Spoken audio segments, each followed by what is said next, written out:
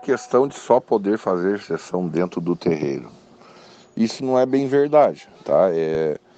A gente vai nas matas e faz uma sessão nas matas. A gente vai na cachoeira e faz uma sessão na cachoeira, na pedreira, na praia pequena, que é uma espécie de lagoa, no rio, no campo.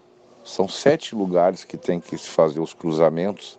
Então, eu diria que o terreiro é um lugar onde se aprende o que fazer, mas faz parte dos fundamentos da Umbanda para que alguém seja tornado sacerdote, né?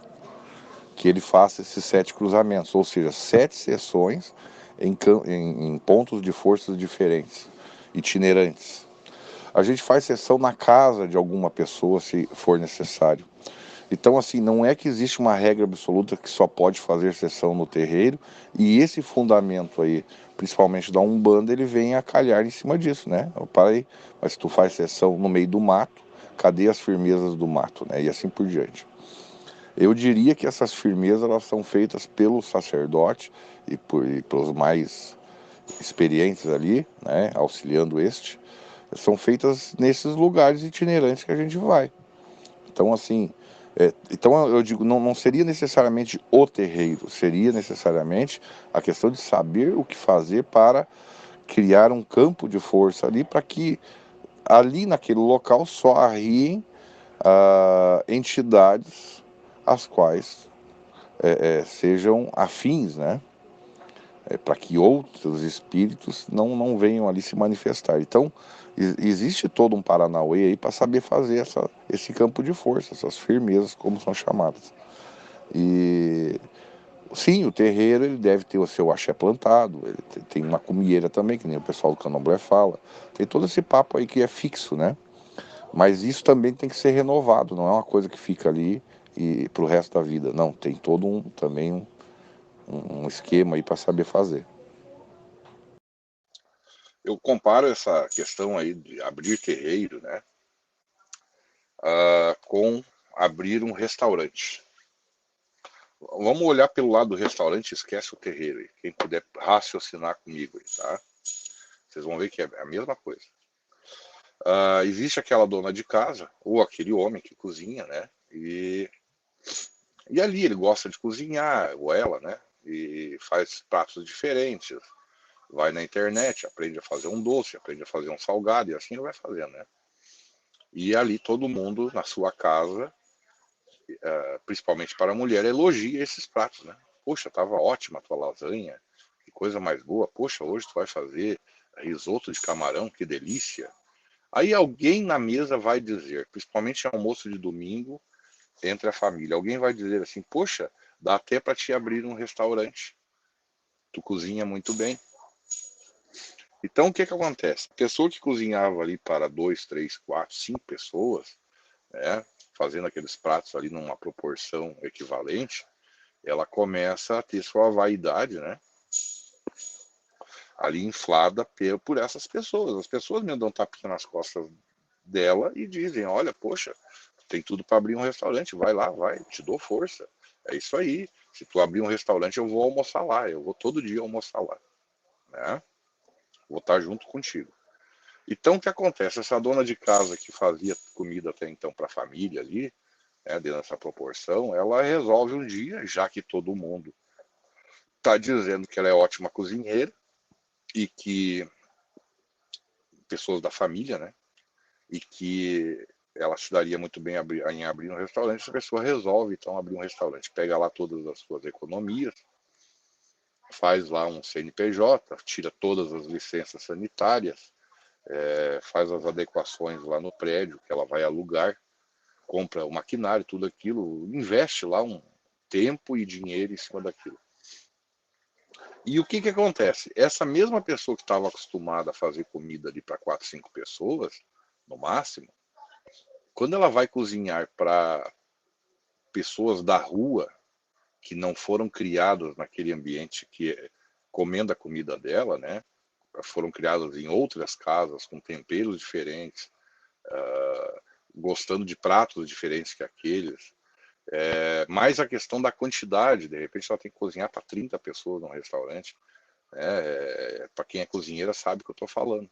Então, assim, ó, lidar com o público e com as variações de temperamento do público é muito difícil. Fatalmente, acontece o que acontece com muitas que tentaram abrir restaurante.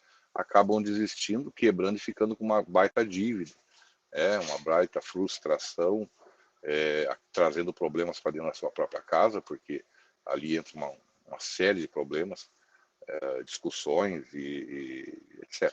Né? Então é a mesma coisa, quando a gente leva essa explicação para o lado agora de quem quer abrir um terreiro, sem necessariamente ter tido principalmente ensinamento de como lidar com o público, experiência com isso, né? Dessa baita responsabilidade que é o que acontece. A pessoa, por vaidade, por aqueles que estão ali na sua volta, né, se consultarem com as suas entidades, todo mundo vai dar tapinha nas costas, vai dizer, olha, tu tem que abrir um terreiro. Porque, em primeiro lugar, tu não cobra. E os terreiros que eu vou cobram. Né? Então tu tem o viés da caridade, quer dizer, tu é uma pessoa escolhida por Deus. Mas as pessoas querem que aquela pessoa ali abra terreiro para não ter que pagar. Assim é o brasileiro. O brasileiro não quer pagar. E aí inflam o ego dessa pessoa, essa pessoa acaba destinando ali uma peça da sua casa para fazer esse terreiro, e aí começa a entrar pessoas de fora, né? Esperando daquela pessoa ali um vidente, mago e um feiticeiro que resolve todos os problemas. E aquela pessoa, pelo ego inflado, que até então resolvia probleminhas da família, de amigos, tem que resolver problema de clientes. E aí? Né? E aí começa a entrar coisa ruim para dentro da sua casa também. Quer dizer, obsessores que acompanham essas pessoas, cargas negativas que acompanham essa pessoa, e pelo ego inflado ainda, essa pessoa ela acha que ela pode com tudo e com todos. Pois ela foi escolhida por Deus. Ela não foi escolhida por Deus, ela foi escolhida pelos parentes que não querem pagar consulta e não querem pagar pelos trabalhos. Os áudios eles são longos assim mesmo, tá?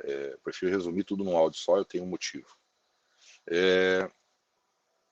Dentro desse assunto ainda, o que eu poderia falar mais aí, tá? Hoje, se eu pegar um ônibus aqui, ou um avião e ir para outro lugar, né, eu sou dirigente de um terreiro. Eu sou dirigente há 26 anos, com certificação de federação, de várias federações, sou reconhecido no meio. Se eu ir para São Paulo, por exemplo, chegar lá sozinho e abrir um terreiro, para mim poder ter esse terreiro atendendo o público, eu vou ter que ter filhos de fé, incorporando outras entidades, e existe até meio que uma regrinha disso aí, que a gente tem que ter a representação ali, pelo menos das 7 linhas de Umbanda, ou seja, no mínimo mais 6 ou 7 médiums trabalhando comigo. Tá? Então, assim, eu estou falando de um terreiro, eu não estou falando de um atendimento particular em casa. Tá? Terreiro para lidar com assistência e lidar com o público.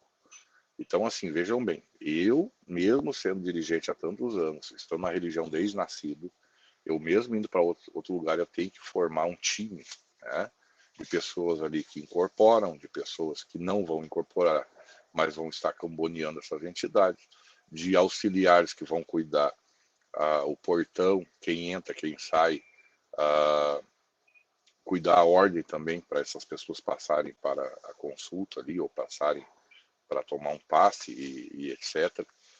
Quer dizer, a gente sozinho a gente não faz nada, né? Tem esse papo de uma andorinha só não faz verão. Então no terreiro é a mesma coisa. Eu acho um salto muito grande para quem, para começar, não tem liberação espiritual por outorgado sacerdote ou sacerdotisa. Se meter a fazer um terreiro em casa, sem ter essa liberação espiritual, como essa condecoração, e acho muito complicado também, até porque, falando em cima da outorgação como sacerdote, porque lá adiante as outras casas de religião vão falar mal de ti pra caramba, vão criar uma fofocaiada ali de que tu não é pronto, e de fato não é coroado, não tem liberação. E aí as pessoas vão parar de ir até ali, vão se sentir enganadas por aquela pessoa. Como assim ele abre um terreiro e ele não é pronto, ou ela, né? E, e por não ter esse time, como eu falei, quer dizer, um monte de gente ali que incorpora também outras entidades que vão estar fazendo um cercamento. Para tu poder fazer, principalmente um bando e quimbanda, tu precisa fazer uma corrente, né? Ó, firma ponto, meu filho, firma corrente. Tem que ter uma corrente, né? Porque a corrente de mediúnica, ela é doadora de energia. O pai Ogum aqui na minha casa, ele explica o seguinte, cada médium ali está doando uma porcentagem. Precisa se atingir 100% para aquele paciente que está ali no meio, né? Se só tem duas pessoas, cada uma vai doar 50%. O desgaste é muito grande. Agora, se tiver 10, 15, 20, 30 pessoas, a porcentagem vai ser muito menor de doação de energia. Então, entenda desse modo aí, por favor, né? Quanto mais pessoas tem na corrente, maior é a doação de energia. Mas eu falo em mais pessoas que saibam o que estão fazendo ali, estejam com interesse de doar essa energia. Não adianta também ter 100 pessoas numa corrente pensando no jogo do Brasil que não foram assistir, né? Então, todo esse lance do terreiro aí, ele é montado porque ele é necessário